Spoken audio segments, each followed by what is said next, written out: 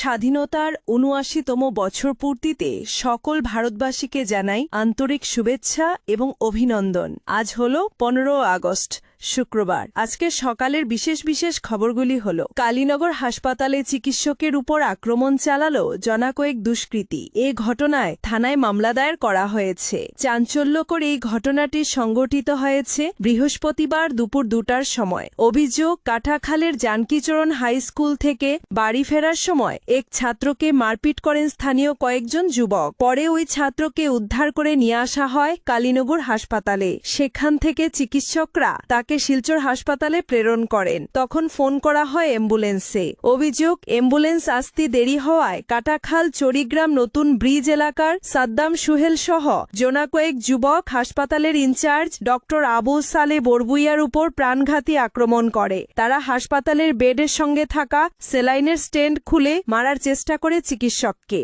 মুহূর্তের মধ্যে হাসপাতালে ছড়িয়ে পড়ে উত্তেজনা, শুরু হয় চিৎকার চেঁচামেচি। কোনো মতে হাসপাতালের পেছনের দরজা দিয়ে পালিয়ে ওই দুষ্কৃতী দলের হাত থেকে রক্ষা পান ডক্টর আবু সালে। খবর পেয়ে তড়িঘড়ি ছুটে যায় পুলিশ। তবে পুলিশ যাওয়ার আগে হাসপাতাল থেকে পালিয়ে যায় ওই যুবক দল। হাসপাতালের ইনচার্জ ডক্টর আবু সালে বরগুইয়া পুরো ঘটনার বিবরণ জানিয়ে পাঁচগ্রাম থানায় মামলা দায়ের করেছেন। পুলিশ ঘটনার তদন্ত শুরু করেছে। হাসপাতালে সিসি ক্যামেরা খতিয়ে দেখে দুষ্কৃতিকারীদের গ্রেপ্তার করা হবে বলে জানিয়েছে পুলিশ।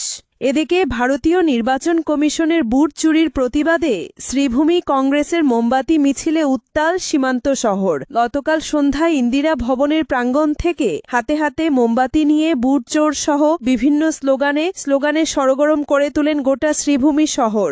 আজকের বরাক উপত্যকার ৩ জেলার আবহাওয়ার খবর। আজও বরাক উপত্যকার ৩ জেলার আকাশ একটু মেঘলার পাশাপাশি হালকা বৃষ্টির পূর্বাভাস। শিলচর কাছাড়ে আজ সর্বোচ্চ তাপমাত্রা থাকবে ৩৪ ডিগ্রি সেলসিয়াস এবং সর্বনিম্ন তাপমাত্রা থাকবে ২৫ ডিগ্রি সেলসিয়াস।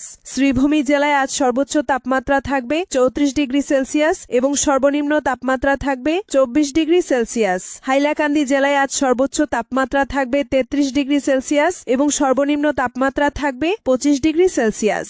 এবার শেষ খবরটি। মুখ্যমন্ত্রীর উন্নত ভোগীপথ নির্মাণ যোজনার অধীন ২০২৩-২৪ অর্থ বছরের বরাদ্দ ১১,২৩,০৬,৯৪৯ টাকা খরচে ১১.22 কিলোমিটার টিআরকে সড়কের কাজ অত্যাধুনিক পদ্ধতিতে সম্পন্ন করার প্রতিশ্রুতি এবার বুমেরাং হয়ে পড়েছে। দীর্ঘমেয়াদী সংস্কার কাজের জন্য জাতীয় সড়ক নির্মাণ পদ্ধতিকে অনুসরণ করে গুরুত্বপূর্ণ টিআরকে সড়ক সংস্কারের কাজ সম্পন্ন করা হবে বলে পূর্ত বিভাগের লম্বাচৌড়া বক্তব্য কার্যত হাস্যকর। গত বছরের ২৬ ডিসেম্বর বেশ গোটাকড়ি রাজনগর খাটিগোড়া টি লাইন অর্থাৎ টিআরকে সড়ক সংস্কারের জন্য শিলান্যাস করেছিলেন শিলচরের সাংসদ পরিমল শুক্লবৈদ্য। কিন্তু গত ৮ মাসে ২০% কাজ সম্পন্ন হয়নি বলে বৃহত্তর এলাকার নিত্য পথযাত্রী মানুষের অভিযোগ। চলতি বর্ষার মরশুমের সড়কটি কাদা নর্দমায় পায়ে চলাচলের অযোগ্য হয়ে পড়েছে। ছোট বড় গর্তের মিছিল প্রায় ৫ কিলোমিটার অংশ জুড়ে। এই ছিল আজকের সকালে বিশেষ